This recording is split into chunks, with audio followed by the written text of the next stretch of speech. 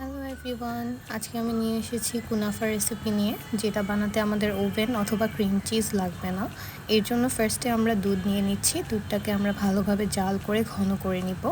এরপর নেড়েচেড়ে ঘন হওয়ার পর এর মধ্যে দিয়ে দিচ্ছি কনডেন্স মিল্কটি দিলে মিষ্টি এবং ঘন দুইটাই হবে, তাই আমি এটা দিয়ে দিচ্ছি। তারপর নেড়ে নিচ্ছি। এরপর এর মধ্যে অ্যাড করে দিচ্ছি কর্নফ্লাওয়ারটা আমি পানির সাথে গুলিয়ে তারপর অ্যাড করে নিচ্ছি। এটা দিলেও ঘন হবে এবং বারবার নেড়ে নিতে হবে সো দ্যাট নিচে লেগে না যায়। এই যে এভাবে ভালোভাবে নেড়ে নিচ্ছি। এভাবে টেক্সচারটা এরকম ঘন হয়ে আসলে আমরা এটাকে তুলে নেব এবং ঠান্ডা হতে রেখে দেব। এবার একটি প্যান নিয়ে নিচ্ছি। এর মধ্যে আমি দিয়ে দিচ্ছি ঘিতে আমি আমাদের যে সেমাইটা রয়েছে, আমি এখানে লাচ্ছা সেমাইটা ইউজ করছি, ওইটাকে ভেজে নিব ঘিয়ের মধ্যে।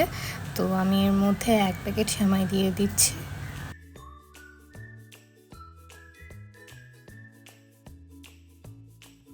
অল্প আছে আমি এটাকে নেড়ে চেড়ে ভেজে নিচ্ছি।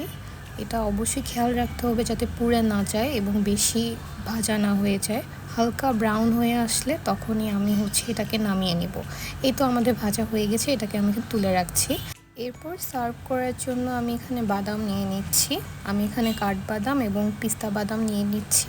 আপনারা চাইলে কাজু বাদামও নিতে পারেন, মানে আপনাদের পছন্দ ওয়াইজ যে কোনো বাদাম নিয়ে নেবেন এবং সার্ভ করবেন। এই তো আমার বাদাম কাটা হয়ে গিয়েছে। এবার আমি দোনো টাইপের বাদামকে একটা সাইডে রেখে দিব। তারপরে আমি আমাদের যেই মেইন কাজ সেটা করে নিচ্ছি। ফার্স্টে আমি সেমাই দিয়ে দিচ্ছি যেটা ভেজে রেখেছিলাম। তারপরে এর মধ্যে সুগার সিরাপ দিয়ে দিচ্ছি। আমি এখানে চিনি আর পানি একসাথে মিক্স করে দিয়ে দিচ্ছি সো দ্যাট সেমাইয়ের মধ্যে একটু মিষ্টান্ন ভাবটা আসে। তারপরে অ্যাড করে দিচ্ছি আমাদের তৈরি করে রাখা ক্রিমটা।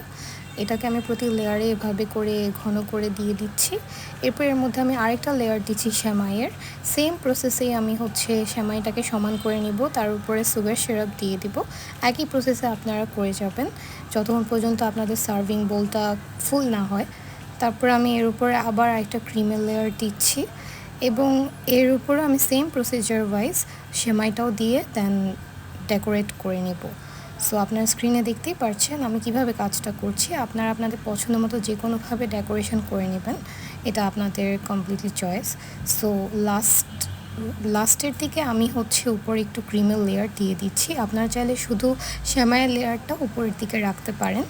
আমি এভাবে আজকে একটু ডিফারেন্ট ওয়েতে ডেকোরেট করব।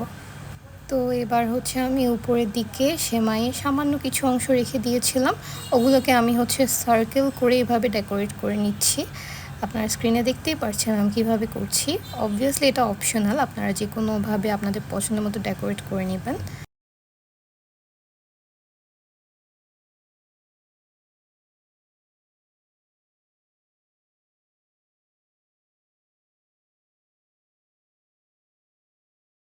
এই তো আমাদের সার্কেলটা বানানো রেডি। এবার আমি এর উপরে আমাদের যে কেটে রাখা বাদামটা ছিল ওগুলো আমি দিয়ে দিচ্ছি। ফার্স্টে পিস্তা বাদামটা আমি দিয়ে দিচ্ছি, তারপরে আমাদের কেটে রাখা কাঠবাদামটাও দিয়ে দেব এবং এভাবে আপনারা সার্ভ করতে পারেন। এটা ফ্রিজে রেখেও আপনারা খেতে পারেন, সাথে সাথে খেতে পারেন, তবে ঠান্ডা করে খেলে বেশি মজা লাগে।